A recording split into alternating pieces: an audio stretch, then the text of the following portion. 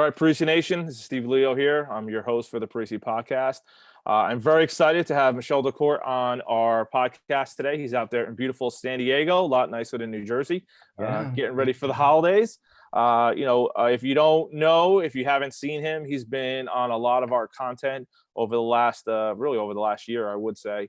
I'm going to let him definitely expand upon it, but he's definitely one of the most well-known people in our industry, especially when it comes to understanding the fascial side of fitness and sports performance. And he's become a real big part of what we're doing on a daily basis. So, Michol, I'm going to turn it over to you. I'm going to let you give your bio. I have some notes as well, but I'm sure you're going to give a much better bio on yourself. So welcome to the show. Thank you so much for popping on today. Yeah, Steve, listen, happy holidays, Merry Christmas to you. And appreciate you, taking the time and having this chat, about things that hopefully are relevant to a lot of us.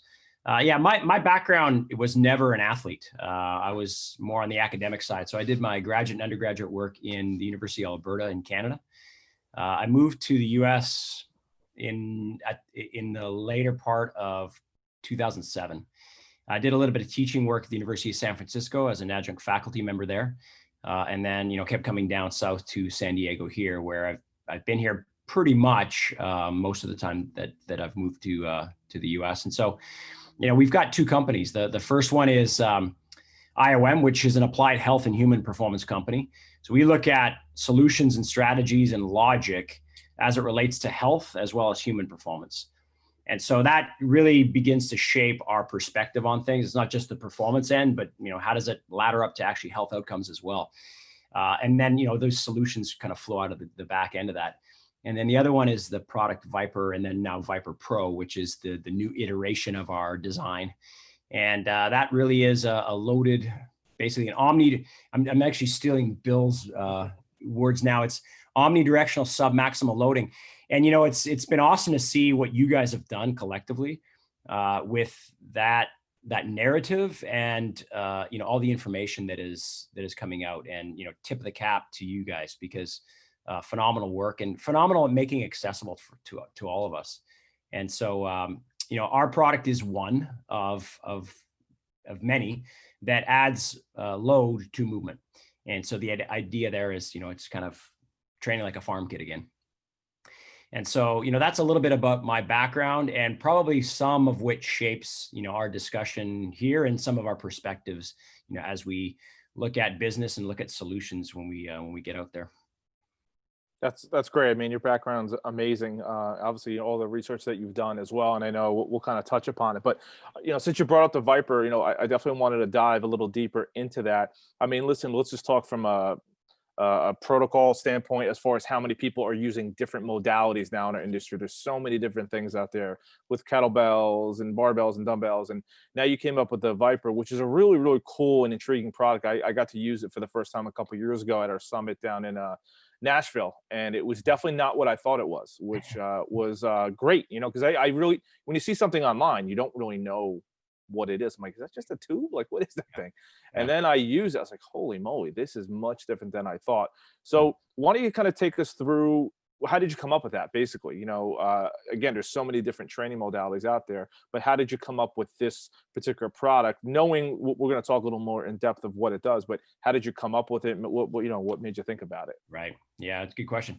I'm smiling because, Bill tells the story. He tells my story better than I tell my story now. Got it. Yeah. Which is awesome, right? He's great at that. Yeah, but it's fun because I heard him. I think he was on the Cressy's podcast, and he was talking about the story. And I was listening to that clip, and I leaned back and I chuckled, and I thought, he's telling it better than I am. But the story is that some time ago, a gentleman named Simon Bennett and myself. Simon Bennett is in the performance realm. He was the S&C and the director of high performance for one of the NHL hockey teams, the Edmonton Oilers. And he's still affiliated with them in that capacity, but he's basically broadened even beyond that right now. But he and I were looking at training hockey players, either that were at the professional level or getting to the professional level. And as we were doing, it's usually about 16 weeks of an off-season program, right? So 16 weeks, you've got to get them anatomically adaptable, right? So you go through that anatomical adaptation phase, you go strength, power, and then SAQ, and then they're back into the season, or they're back into the next level of hockey. And so, in that 16-week off-season protocol, we would look at trying to create, a more robust anatomy, and then trying to amplify this idea of force production strength, and then the expression of force production power, and then different ways to express that power through SAQ. And so what was interesting back in the day is that we would do all that, follow that periodization model. And when our athletes got back to sport with the coaches and the scouts, we would always ask, how are players doing? Yeah, they're doing good. What can they improve on? And, almost universally, Steve, the answer was strength on the puck. Now, for those that are not in the northern climates and don't understand the game of hockey quite that well, strength on the puck means, obviously there's collision and battling situations in hockey. And when you have the puck and I'm the opposing player, I've got to either try to nudge you off the puck or try to battle for position of the puck. And that jostling, that battling scenario was never to the advantage of those that we trained. And so strength on the puck became this kind of moniker that we had to address in order for us to be, more successful. So we would rejig our strength timing, right? Maybe allow for a little bit more than a 4-week to 5-week to 6-week protocol on strength development. And so as we expanded the strength, the hope was that they would be able to produce more force. And so the very next year, same answer, right? They'd strengthen the puck.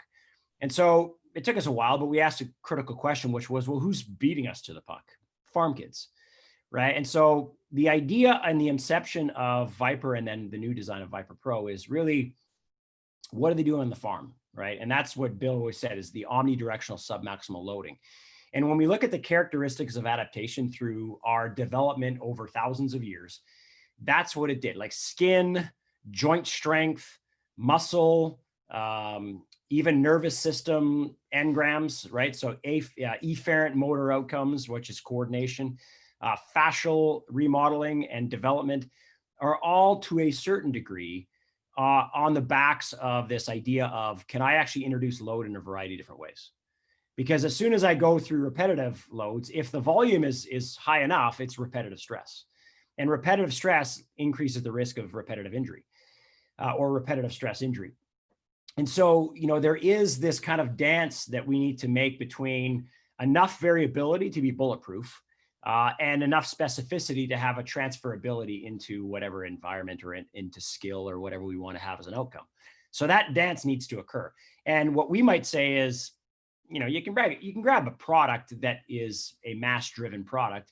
But often what I'll say is, if this seems a little bit too like Michol's got his own ulterior motive, grab a tree branch, right? Load it and move around with it. And the body will use that mass as an input signal. And what it does is it starts to create adaptations that we hope to gain by virtue of not just the product, but the philosophy behind the product, which is, can you take a bale of hay into the gym without all the mess, right? Without straw everywhere. And if that's the way that we can do it, can that style of loading complement what we've done in the linear patterns extremely well? Because we're still huge fans of linear patterns, right? Mm-hmm. Where, load is high and degrees of freedom are lower. We need that. But we also need this, the introduction of other aspects of load as well. And so that was really the thought process behind, can we take the wisdoms that are on the farm? Can we take, what farm kids have done, not even just this generation farm kids, because they sit a lot in tractors, but let's say 2 generations ago, what they did on the farm in rural environments to make it through the day, and take those wisdoms and apply it to current training philosophies. And so that's kind of, where we've been over the last 10 years. That's great. I mean, I think a lot of people, listen, if you take our industry, strength and conditioning coaches, they're used to barbells and weights. I mean, that's where we are, because you know what it is, it's measurable, right? If you bench 100 pounds this week and 120 pounds next week, well, you improved. But I think it's something that we've always struggled with. I know Bill and myself and a lot of other coaches in our network, that we always knew that wasn't always the final stage for them. Like that's a nice step for a lot of kids. You see a weight go up, okay, there's improvement there. Yeah. But our goal is to take the kid from the weight room and bring them onto a track, a court, a field, whatever it might be, and they now have to perform. And now there are other options. Obviously, yours is a great option now to incorporate. And I don't want to pigeonhole it with speed or strength training. I like how you talk about it's just a loaded movement, and whatever movement pattern that you want to use that day for a training stimulus, it can be used with. It can be used in running, it can be used in cutting, it can be used as a strength training pattern. So is that really, you talked about bringing the hay in. I think that's a great way of thinking of it, bringing the hay in the building. Is that how you looked at it, that we're just going to try to load movement, not only strength movements, but also true movement, change of direction, linear speed, things like that? I wish I could say that we thought of all that right from the beginning, but the honest answer is we didn't. What we looked at was, it'd be like you and I, if we're looking at, a farm kid wrestling a gym kid, and you and I were betting people, most likely our money would be on the farmer. And so that's where we started. And so we said, okay, to your earlier point, can we load movement? And so we would just go in and say, well, how can if we made something simple, like there's an inverse relationship between complexity of design and utility. Right? So the more complex the design of anything, the more it has a singular utility or more of a specific utility. Versus you said, barbell, dumbbell, kettlebell, super simple designs. We can do a ton of stuff with that, right? Which is awesome. And so both are correct. Like, the more simple the design, the more utility or the more I can use of it. And so ours is in the similar vein of a kettlebell, a barbell, dumbbell, meaning, when you looked at it for the first time, you said, is it just a tube? And when you said that comment, I'm like, yeah, it's just a tube. But at the end of the day, it's a mass, right? And what does this mass do? There's no moving pieces to it, right? It's not ballast on the inside with anything, right? You could, or you could put a ballast in it, but it's just a mass. And so when we accelerate that mass, when you decelerate that mass, when you odd position load that mass, when you lift it from a dead start, right, which is overcoming its resting inertia. When you interact with all that, all of a sudden we look at the 6 definitions of strength within the S&C community, and we can start to address some of them. Maybe not max strength unless you had a really heavy one, but that's really handled well by barbell, dumbbell, and to a certain degree kettlebell, right? So we got that covered. Max strength, load the bar up, linear, like isolate your degrees of freedom, respect the sagittal plane, and go, right? And then this other one is the other end of the spectrum, which we also need, which is sub-maximal loads, increased degrees of freedom, because that's an inverse relationship. And now we can start to be that odd position farmer, knowing that what's going to accept load is skin and fascia and nervous system and muscle and joint mechanics are all going to be more tolerant of these life things, life experiences, life movements that we do at various speeds, if we call it sport and life. And, if we boil it down to its elements, I don't know one S&C coach or exercise physiologist worth their grain of salt that would say, what we shouldn't do is expose, right? The biggest way to create an unbreakable body is exposure. Mm-hmm. So if we want to create a good unbreakable body, exposure to a variety of different stresses is the name of the game, particularly if we play the sports that are on the courts and the fields that you're talking about, because it isn't just a linear thing. If I'm a running back, to make it through the first layer of defense is not about all out speed yet. That's a second layer, right? Now it's just, I've beat the linebackers. Now it's an all out foot race to the end zone. So I get it. Linear speed, awesome. But to get to that second level of defense, it's, can I stop and change direction quicker than that linebacker? And in a lot of cases, if I can, that gives me an advantage, right? If I do a jet sweep and I'm just trying to outpace him on the outside, I get it. But in a lot of cases, can I actually take my mass and can I actually decelerate and change directions quicker? Because if I can, that is speed. It's just slowing down, deceleration. And if I can change directions quicker, huge advantage. If I'm a squash player, huge advantage. If I'm a father, huge advantage. If I'm 87 and I want to prevent falls, deceleration and control, huge advantage, right? So the way you said it was perfect. It's loaded movement training, right?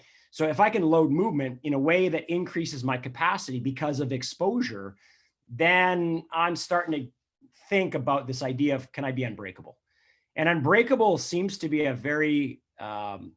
it seems to be very aspirational at any phase of our health span or our lifespan. If I'm 87 and I'm unbreakable, that means I can live independently. And that's, it may not be Instagram worthy, but that's worthy for me at 87 in that stage of my life. And if I'm 22 or 27 and I'm unbreakable, it harkens back to when Bill and I were at the last year at the NFL Combine. He had a fascial talk, right? And I spoke a little bit there as well. And when I was talking to the S&C coaches, in and amongst our actual presentation and lecture, they said, Michol, listen, like by the time they get to us, they're bigger, stronger, faster anyway. Our goal is not to make them bigger, stronger, faster. It's to keep them available. And they said, in fact, the best ability is availability. Mhm. At which point I thought, I'm going to steal that saying for sure, because that's awesome. Yep. Because that is what the name of the game is, right? Our best ability is availability. Can I be available to do what is called upon to get the job done? And so, you know, I think that understanding that in the great context of programming, then all of a sudden, all of these tools do come alive because they have a place, right? To your point, when people grab the Vipers for Viper Pros for the first time, they do 2 bicep curls with it and 2 shoulder presses with it, and they put it down. And then, you know what? That's fair. I'd probably do the same thing because I'm trying to attach a known, which is exercises, to an unknown, which is this rubber tube. And so it stands to reason why people would do that. And so when folks do that, they put it down and immediately they walk away and think, well, that's too light. And they're right if linear is what their outcome or what this tool was, you know, designed to service. But as you know, it's not, right? When we take it off the midline, when we asymmetrically load it, when we try to decelerate it with, you know, kind of a unique body posture, that's a real different story. And so, you know, simply put, that's what we want to do. We want to help build unbreakable bodies, not by being the only solution, but by providing a swath of different inputs, including this idea of loading movement that builds the chassis and the horsepower of a car. Well, I think that's the biggest thing, what we're trying to do with athletes. So we're trying to build them, and to go off a couple points that you made. One, you know, we see a lot of things online that are based upon the elite level athlete. You know, if you look at Instagram and all of the different portals, which is great. I love looking at all of it. But again, most of the people from Parisi's, right, what we're dealing with is the 12, 13, 14, 15-year-old kid who's never touched the weight before, maybe has done a little speed work, you know, things like that. And what we're trying to do is find the right way to submaximally load them for a different variety of reasons. One, it could be loaded movement patterns. The other thing too is, you know, we all understand about velocity-based training now, and it's funny how this is really becoming to the forefront, which I think we've done that for 20 some years. Velocity-based training is putting people under load. One, like you said earlier, to stimulate them to maybe fail. Right. I think failure is a part of the training because it exposes what areas might need help. But the other factor is if we're doing, say, just good old fashioned sprint work, some of the oldest ways of loading was overload with a sled or overload with a bungee cord, where that load can affect their movement pattern. And once that changes their movement pattern, to me, you're almost wasting time. Now, some people might look at it as we're trying to create toughness and conditioning. Hey, that might be a piece of it. But I think what you're trying to say as well with the Viper Pro is we can load these patterns the way we want to load them. I think that's what I've always struggled with sports performance is I want to load people the right way, not just throw a load on them, because it's easy to put weights in people's hands, like you said, but to put the right type of load and allow them to go through the right movement patterns. And we know now this is the big subject. It's affecting not only the muscular system, but really the fascial system. So I want to give you an opportunity to maybe talk a little bit more about, you know, how you kind of got started with the fascial system and how the Viper Pro and what we're doing with movement patterns. How is that all starting to kind of come together? Because I've seen it over the last couple of years, but I wanted to hear it from you. Obviously, it's going to sound way better coming from you. Yeah, I wouldn't put that much pressure on me. I may not be that good. Now, in 2004, and in full credit goes to Tom Myers, right? So, you know, in his book, Anatomy Trains, it was a way to look at chains of muscles, longitudinal maps of anatomy, right? From the feet all the way to the head. But implicit within the chains of muscle are the connective elements to it. And so one of the connecting elements is fascia, which is described as connective tissue. But if you look at the definition of connective tissue, it has 2 roles. The definition of connective tissue is that it's designed to connect and also to disconnect, which is never really seen. Like fascia is designed to disconnect, absolutely, because fascial bundles, when you dissect and look at, you know, the body for yourself, if we had nothing but connections, there would not be let's say a semitendinosus hamstring independent from the adductor magnus. It would all be connected.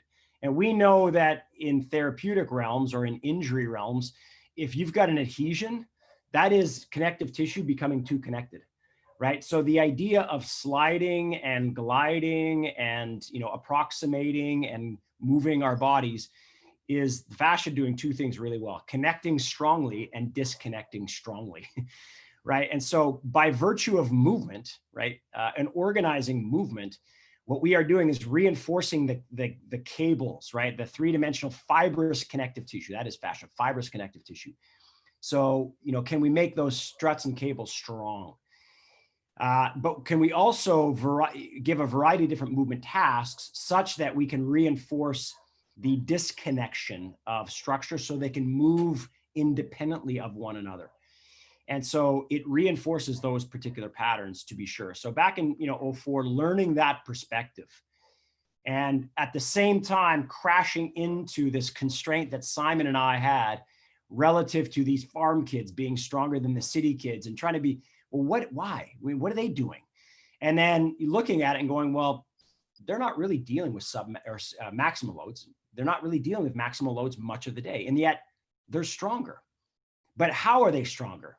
Because if you put a farm kid in the gym under linear maximal, plates on a bar, probably advantage gym kid.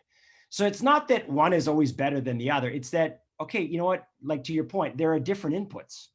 And so can we start to take advantage of those different inputs? And what is going on? Because the gym kid is typically bigger, more muscular than their farm counterpart. But that the farm counterpart in odd positions had huge advantage because they were sinewy, they were stable, they were just, otherwise you couldn't move them around. Even their handshake, you shook their hand and they were strong from their fingertips all the way through their body. And they weren't as muscularly developed as the bodybuilder or the strength athlete in the gym in the city. So when you looked at that, they said, well, what tissue are they taking advantage of? And for sure, muscular tissue, to be sure. And there's no doubt that the nervous system plays a role in it as well. But then this omnidirectional load has a huge capacity to be able to remodel in a way that provides shape stability. And it is this shape stability that is your authentic biological, wetsuit or weightlifting suit, right? Which is skin all and then down. And if we can reinforce the robustness of that, automatically force potential, or the generation of force, that potential goes up. Because, to grab a quote from Paul Chek, like, you can't fire a cannon from a canoe. So you can only produce as much force as you can stabilize. And if your skin and your fascial net is supportive and it's structurally stable, and it's packed with collagen that are long and strong and glued down with all the soluble carbohydrate polymers that are in the interstitia and fascia, that recipe is awesome for shape stability body-wide. And it's not a muscular conversation alone. In fact, that conversation is not about muscle at all. And the advantage there is that stability doesn't require any metabolic cost, right? And so we conserve metabolic energy. And that is a great deal for any athlete that has to, do something for more than a minute. And if they have to do something repeated for more than a minute in bouts of work to rest, right? And that's most of sport, then huge advantage to them, because it decreases the risk of injury. It increases the economy of energy utilization, and it otherwise bulletproofs the chassis and the horsepower of their car. And so it's not all we do. But I think, Steve, what you said is the recognition of particularly young athletes. Like if you said, hey, young athlete, let's forget about your horsepower. You're going to get to that, when you get 14, 15, 16. Right now, let's get a strong chassis on your car. Now, that doesn't sound too sexy, right? A big horsepower, that sounds pretty, appealing. But what is truly appealing and should be and ought to be appealing for these young athletes is the more effective and strong the chassis of their car, this engine or this body that they have, the less risk of injury and the more horsepower you can put in that car eventually. Because when you rev it, it ain't going to break. And that's the advantage that the farm kids had. They were building just a really ridiculously strong chassis. And everybody on Instagram, everybody in Name and Lights, you're right. It's about the number. It's about the time. And that's revving the horsepower. And what we're trying to do is, while that's awesome and it's needed, it's there as a function predicated on having a strong chassis of the car. And if we can do that, that person's taken a step towards being unbreakable, or as unbreakable as they possibly can be. Yeah, I mean, I think a lot of kids, like you said, listen, they're going to come to the weight room. They want to look at the record board, or they want to know how high can I jump on the vertec. And those are great measurables. And I think they're very important. I think we need to show, that's how we show progress. I don't believe in celebrating success. I believe in celebrating progress. You're progressing. And what I think you're saying too is this is just another piece of getting them to progress, right? And in my opinion, you could tell me if I'm wrong. I think utilizing what you're doing, what Bill's doing, along with some traditional strength training, along with our speed training, is just an unbelievable mix. And I think that's what we have to look at as performance coaches. How do we give the right dosages of all of these? And that's what I wanted to kind of follow up with. When you're training the fascial system, especially, I'm going to speak more for the younger athlete, the junior high school to high school athlete, whose training age is probably 0 to 3 years if you're lucky. Number one, how much of a dosage would you give? And then number two, how long does it take to see results? We typically know with strength and speed, 4 to 6 weeks, you'll probably start seeing some changes in numbers, maybe 8 weeks, give or take. But I know the fascia system is a little bit different the way it functions. So how long do you think it takes on average? Again, nothing's written in stone. And then also to what is the right dosage? Is it 20% of an hour session, 15%, 50%? Yeah. Just wanted to kind of see what your thoughts were on that. Yeah, those are great questions. Let me jump to the adaptation time. I mean, obviously we start a series of responses lead to an adaptation. So even if you and I did a bout this afternoon, right? We would impose some input, some signaling to the body, right? And then by virtue of that, there'd be a modulated response in through physiology. And so right away, that response happens every time. But to get an adaptation, there needs to be a series of responses over time. Now, that 4 to 6 weeks is ample to see some strength or performance gains because the nervous system is that quick to synchronize, their depolarization, repolarization efforts. They're able to coordinate themselves on a different level. And so that's usually their early strength gains are attributed to just your nervous system's more organized. So I can see that. Then immediately following that, within a given number of weeks, that kind of 6 to 8 weeks, you're going to start to see a muscular cross-sectional increase change. So that's a pretty good investment, but I can kind of hang on and see some results. And so that motivates me. The trick with fascia is that it starts happening right away, but a lot of these are at the microscopic level, right? So you start laying down collagen, you start regulating hyaluronic acid or proteoglycans, right? Which start to build the fabric of the body, right? And that happens right away in the course of the first few weeks, but it's not really realized until kind of the 6 month to 2 year mark. And that's a pretty broad time frame, but it really depends on a lot of factors. So if I said, just, trust me for, 6 months to 2 years, you're going to get there. And they're not seeing a whole lot of necessarily, impactful results. Like you said before, like I put 100 pounds on the bar, I can lift it. In a month, I put 135 on the bar, I can lift it. A month later, and then I can start to see that result. So it validates the investment and the diligence to which I am, including this, all of my protocols and kind of the spirit and the engagement that I'm putting into this. It's a lot longer with fascia. And so it takes a little bit of a leap of faith to be able to kind of get there, or it takes someone to actually come in and set the expectations up right from the beginning. Like this is the trajectory of long-term athletic development. And when you're in the younger years, you're doing this.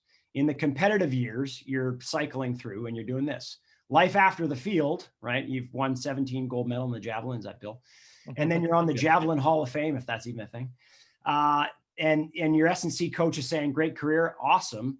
You'll probably be handed to a health coach so that you can maintain some degree of life after all the asymmetries that you've produced because of whatever sport you're doing, particularly like a throwing sport, like javelin.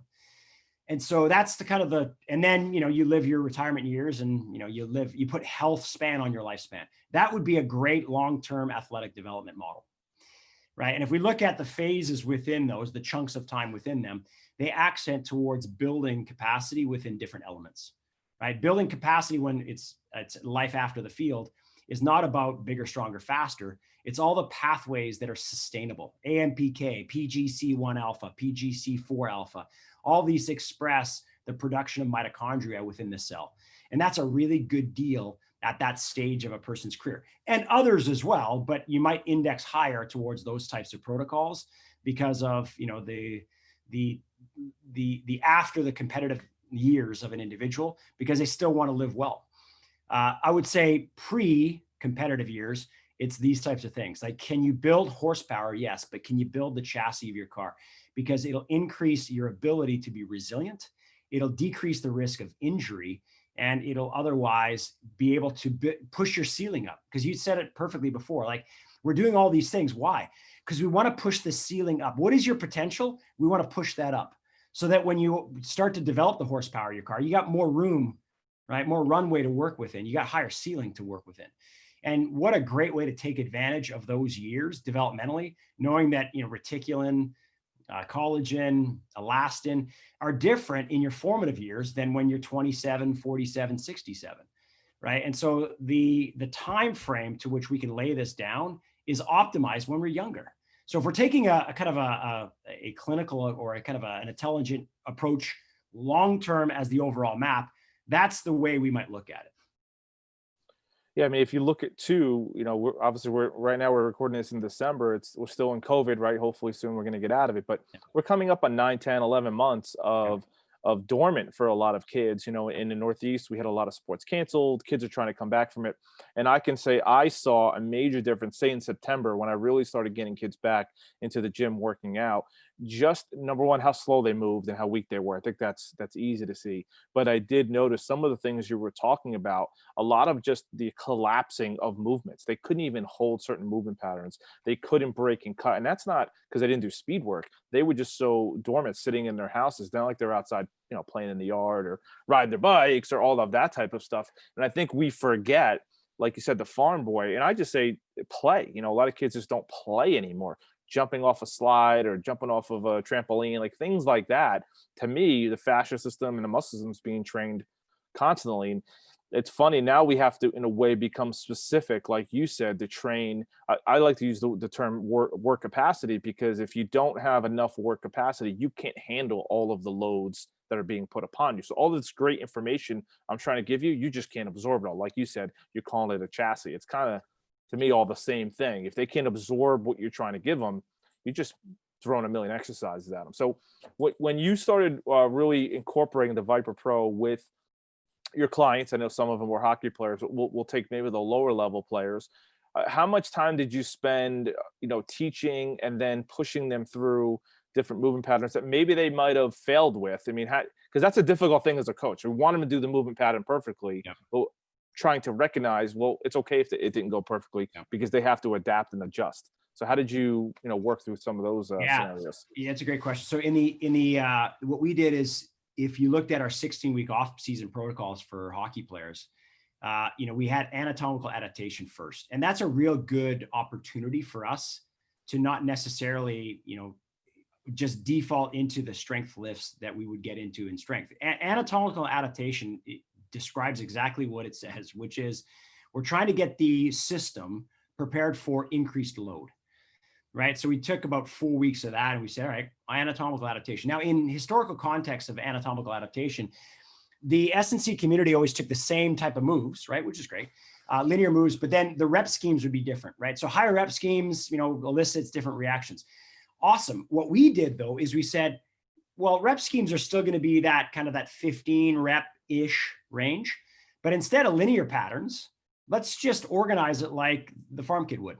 So for that 4 weeks, the bulk of the time, so you asked me for a percentage, you know, 75%, somewhere in there, we would take omnidirectional submaximal loads, and that would be 4 weeks of training right there.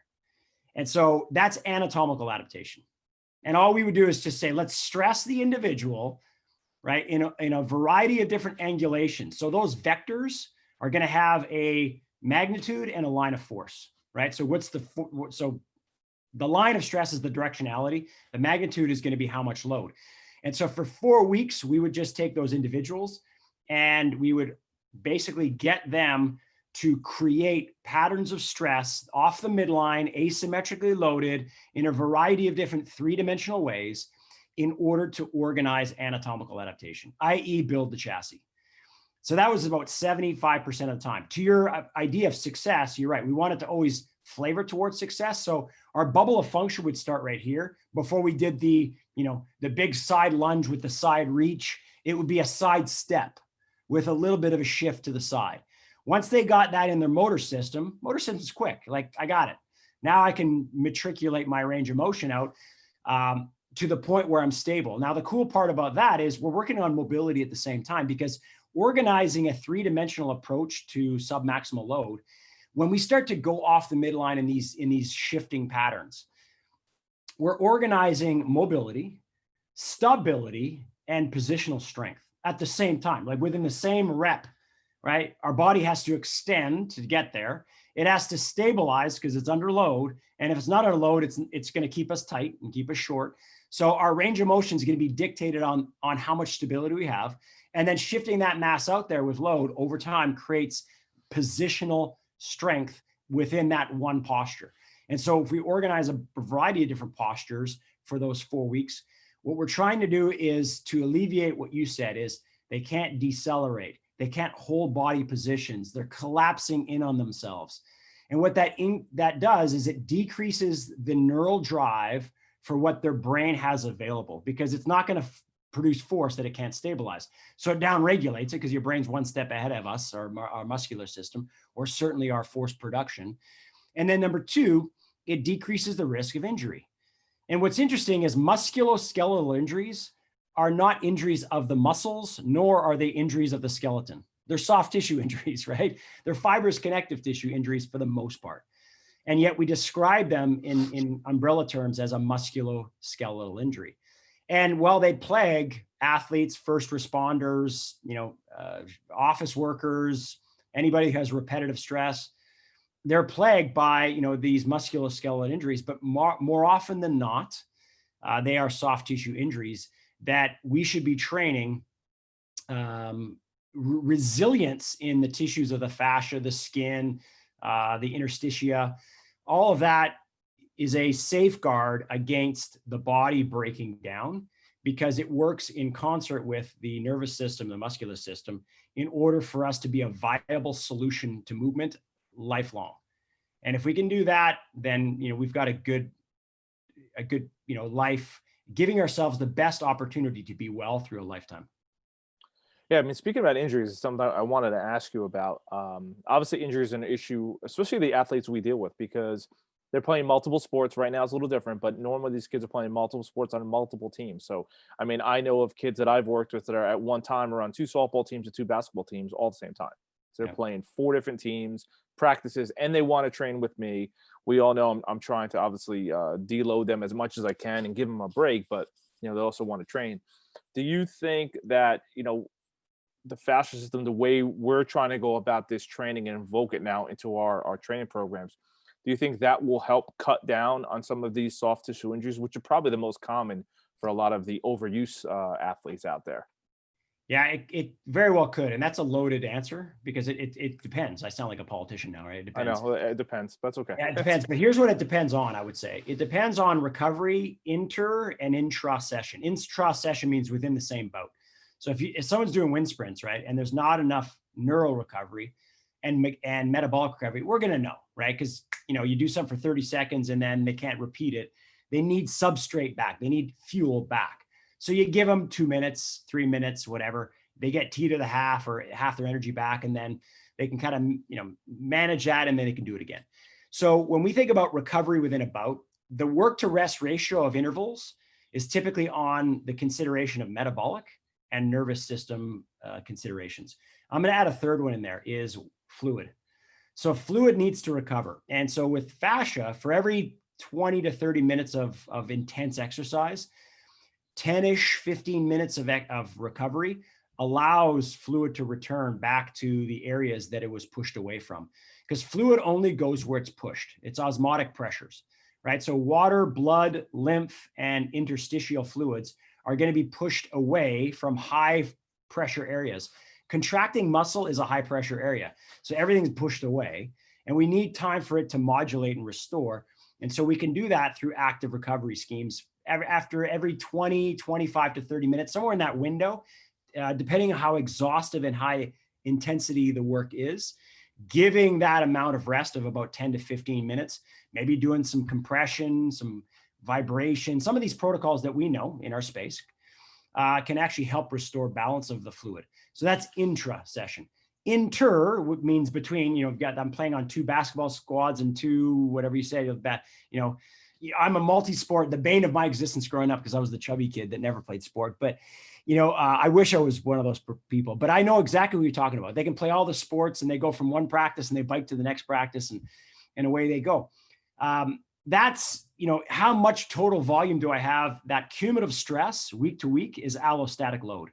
And we need to manage workloads, right? And so young kids can manage it better if their nutrition, their sleep, and their hydration is better. But a lot of kids are playing video games till late at night. So now there goes their sleep. When they're in front of video games, they're not moving. So there goes their, like you said, their exposure to movement, those lines of stress that we need. And a lot of times when they're playing video games, the choice of food that goes with it is not good. It's pro-inflammatory. So as soon as you have pro-inflammatory foods, in order to combat that, biology will increase acute inflammation. And if I'm eating bad food over and over again, that acute inflammation becomes repeated, right? And then it becomes chronic inflammation because the acute periods would never stop, right? So now you've got a chronic exposure. C-reactive protein measures go up, which is a systemic marker for inflammation. Under inflammatory mechanisms, inflammatory cytokines go up. Killer cells begin to deviate. White blood cell count goes up. When white blood cell count goes up, collagenase goes up because it's supposed to eat collagen as a way for tissue remodeling in the acute injured phase of the normal healing cycle, but it doesn't. So you got freewheeling collagenase as an enzyme that's up over time. And what does that do? Like Pac-Man, it starts eating collagen, and that is deteriorating our chassis. And so we're not laying down more chassis because of lack of movement, and I'm just eating nothing but terrible food, which is now creating an enzyme response that's eating my chassis away. That's a recipe for disaster. And so if it's met with a high volume of, I play all these sports, that's complex.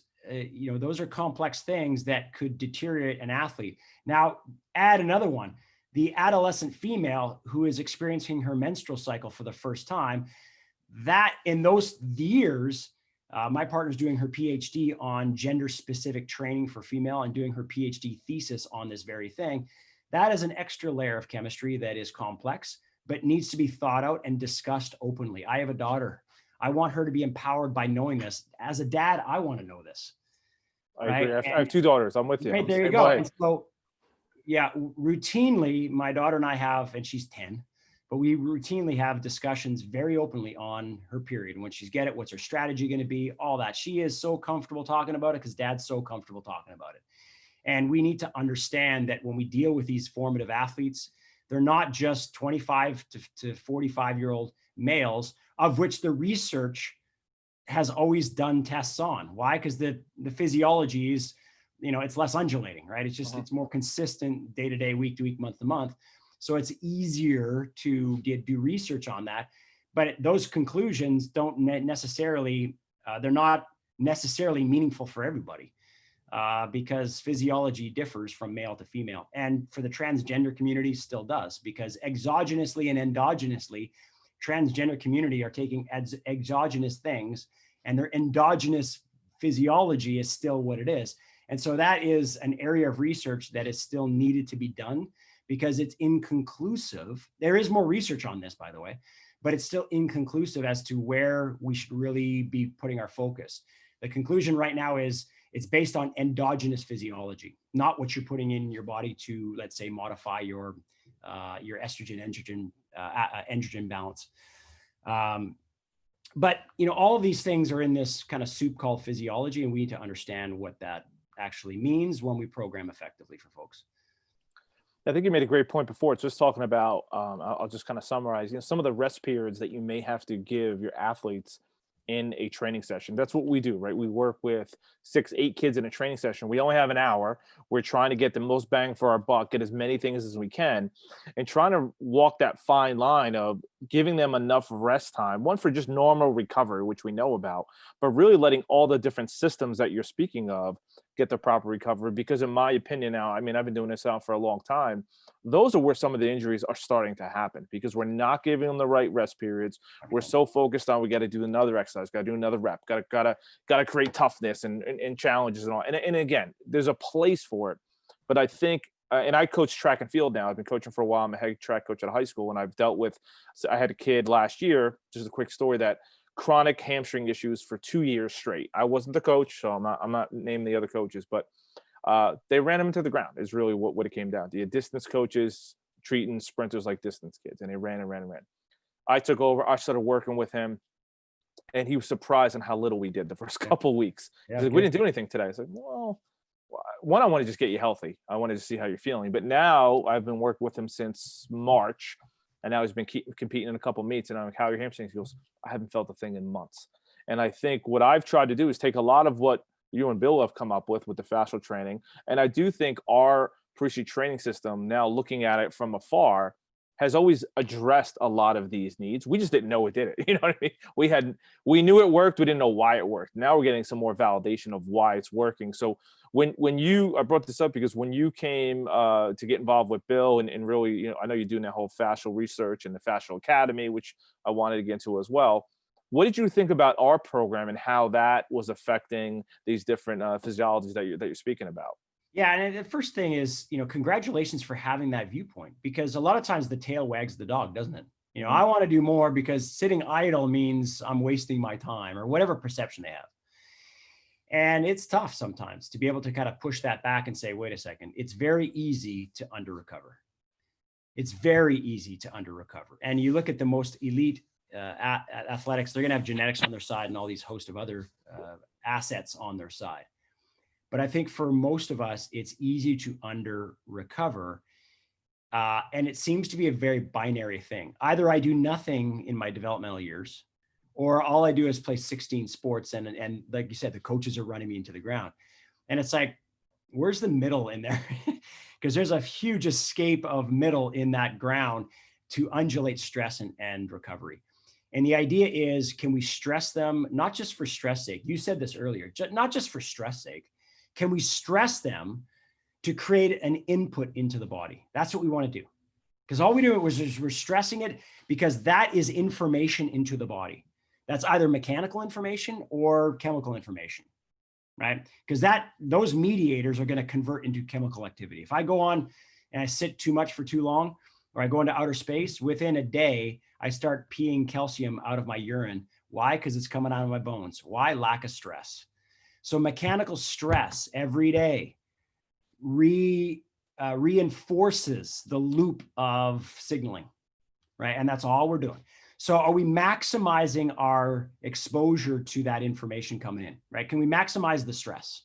And I don't mean by putting more stress, by being intentional about how we're stressing the individual, and intentional about how we coach it, if it's submaximal versus, you know, all out because they're ready for it. But that's the art of who we're dealing with and what we're doing. But can we be very intentional about that in terms of stress as inputs? And then can we be very intentional about recovery? And if we can, that is where gains, and that's where super compensation is being made. And so when looking at your programs, you know, what struck me first is that you were thinking about these things, right? It's not just one side of the equation, like you're coming in for a workout, which would be the industry of fitness and performance to a certain degree. No, you're coming here to get trained, right? And I was talking to someone else the other day, and we were talking about training, right? And there's a cool saying out there that we actually are borrowing now. I think it's from the Marines, but it says, under pressure, you never rise to the occasion, you fall to the level of your training. So if your training is good, you ain't going to fall that far. If your training is non-existent or marginal at best, you're going to fall a lot under pressure. Because under pressure, you never rise to the occasion. No one ever rises to the occasion. We think we do. We would like to think we would do that, but we never do. We fall to the level of our training. And so I was talking to someone else about someone that they loved, and their concern is that individual is training too much. And I said, okay, that's good. We need to recover. And then we were talking about this idea of falling to the level of their training. And she said, yeah, but he'll just think that's more training, right? Now I should be falling to the level of training. I should be training more. And I said, no, that's stressing. And there's a difference between training and stressing. Training is the undulation of work and rest. That is a training program, right? Just doing another workout because I need to be badass today is just extra stressing. And extra stress physiologically at a certain point of time is what's called chronic overreaching. So overreaching is being intentional about the stress. That's awesome. And if we overreach, which is stretching a little bit further, right, then our capacity allows us, and then resting, that's when our body super compensates. That's when all the adaptations, the positive adaptations occur. So overreaching, so overreach, then rest, then overreach, then rest, then overreach, and wash, rinse, repeat. Chronic overreaching is overtraining. And then there's a cascade of different stress hormones that are expressed, and our physiology is all out of whack at that point.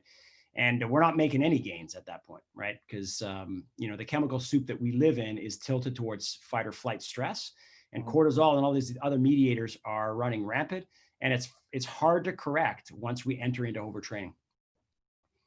I mean, listen, that's what we deal with every day, right? And I think one of the challenges we've always had with our program is we'll get a kid, 2 or 3 days a week. Sounds like they're getting rest in between, but they're not, right? They're leaving us and going to basketball practice, going for hitting lesson, going, for rest, whatever it is. And again, we understand if you don't do that, some of these kids are going to be left behind in some of their sports, especially the sports that are very highly skilled, sports like baseball and softball, things like that, where they need this motor skill training. But definitely the issue of injury, I've seen it. This is, I'm 20 some years into training athletes. I've seen younger kids now getting severe injuries, not only soft tissue, but really severe, just chronic injuries that some of them can't even be diagnosed. They don't even know why they're hurting.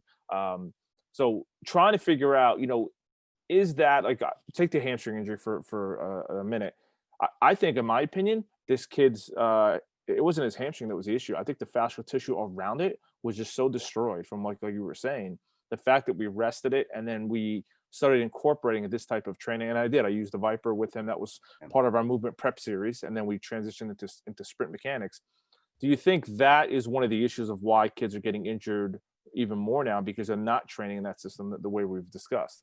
Yeah, I think it's a multi-pronged thing. I think it's either one of the two. They're either overtraining or it's an all in none situation where they're just, not doing enough, and then they're revving their engine too high, too quickly, and then they're not used to it.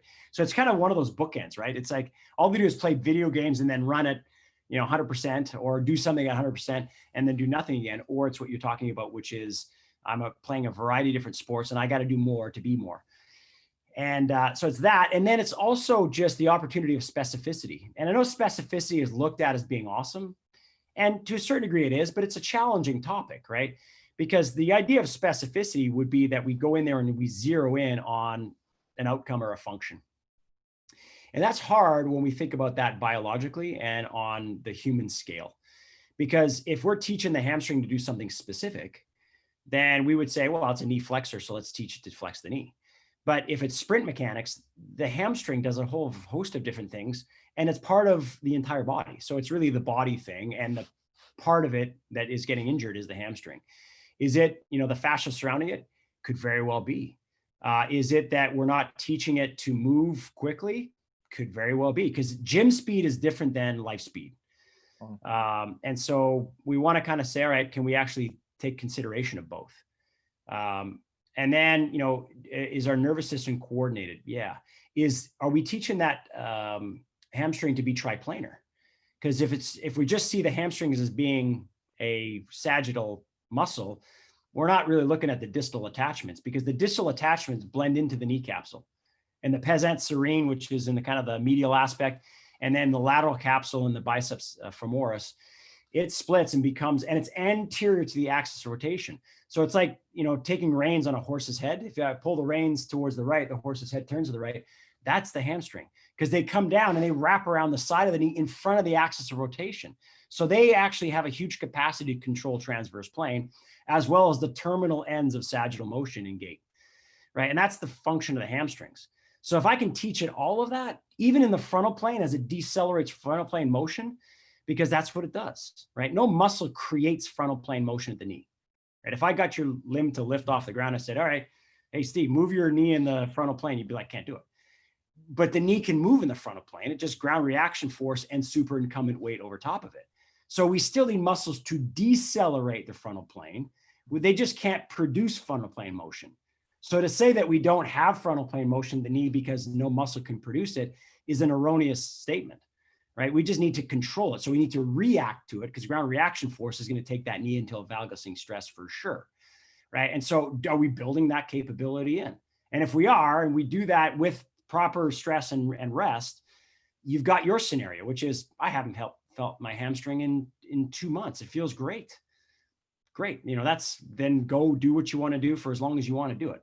And, that's effective coaching. So that perspective, it sounds like it's starting to tilt because I've had many conversations in this space and, that this narrative is starting to really take hold. And it's not a binary narrative. It's not like I'm teaching the hamstrings to be a three-dimensional muscle. Doesn't mean that I still can't do sagittal exercises of a deadlift with it.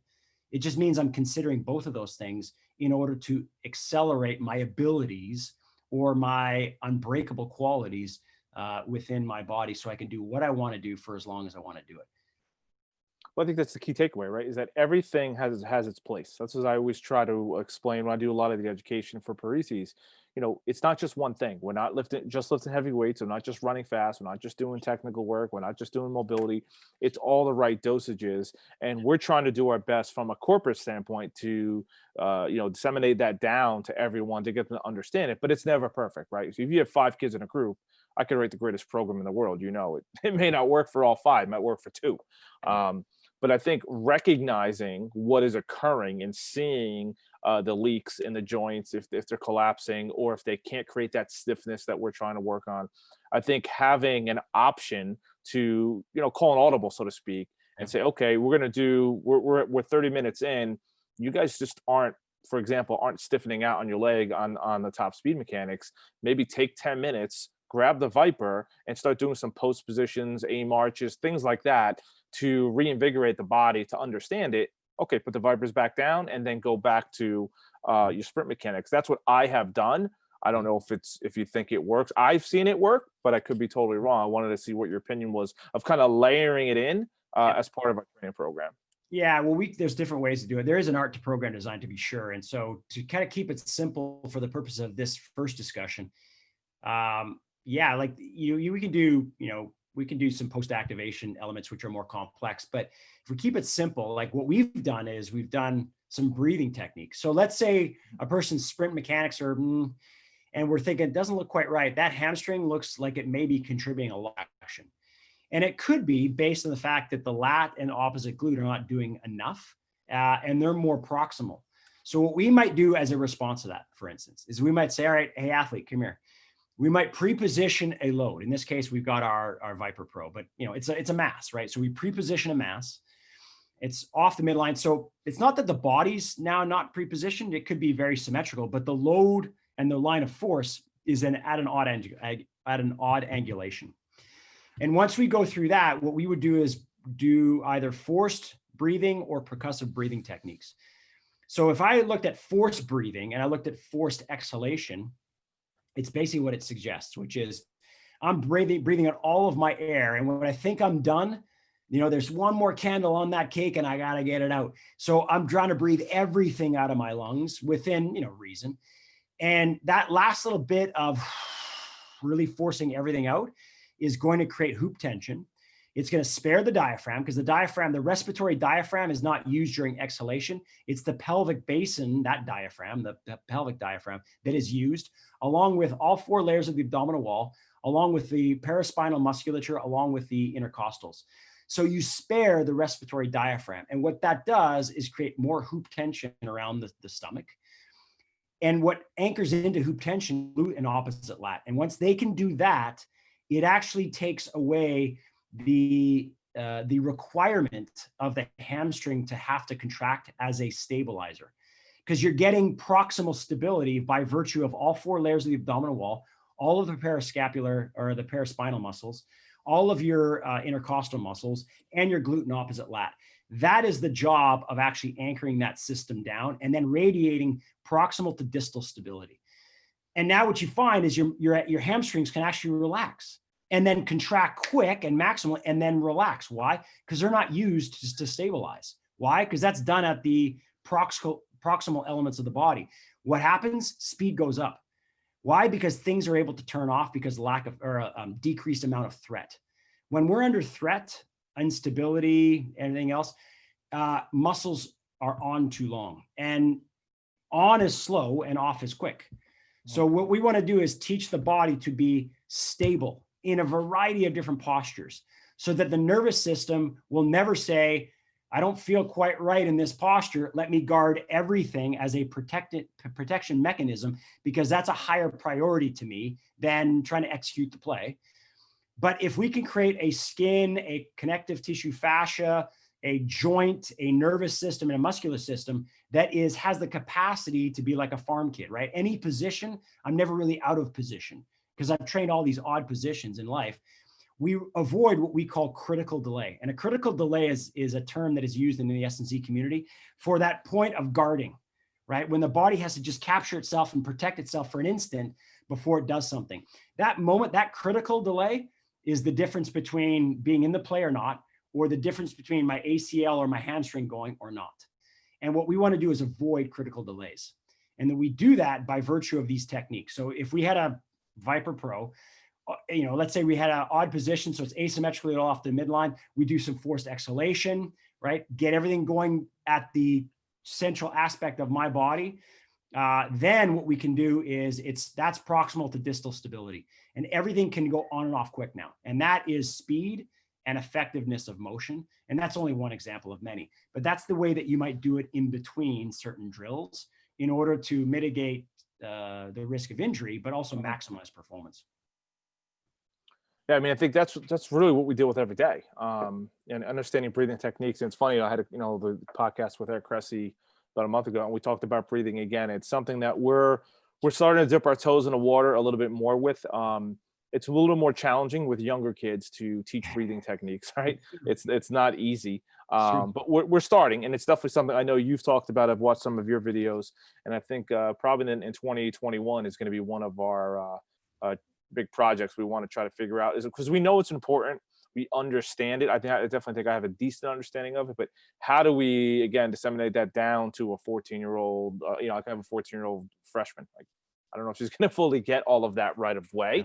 I've been trying to teach it a little bit unfortunately, like Bill, I'm sure your kid too, there are test dummies once in a while when it comes to some of these different training techniques. But I do definitely think breathing and like you said, recovery is an important piece as well, to work with our athletes. And there's so much stuff. I mean, again, we've been on the call almost an hour already, and I'm sure we'll talk another 5 hours. And I think there's definitely going to be a part 2 to this as well. But just to kind of wrap up, number one, I want to thank you for your time. And again, we're definitely gonna do a part 2, but how can people follow you, hit you up if you want to kind of announce all your different handles and websites and things like that?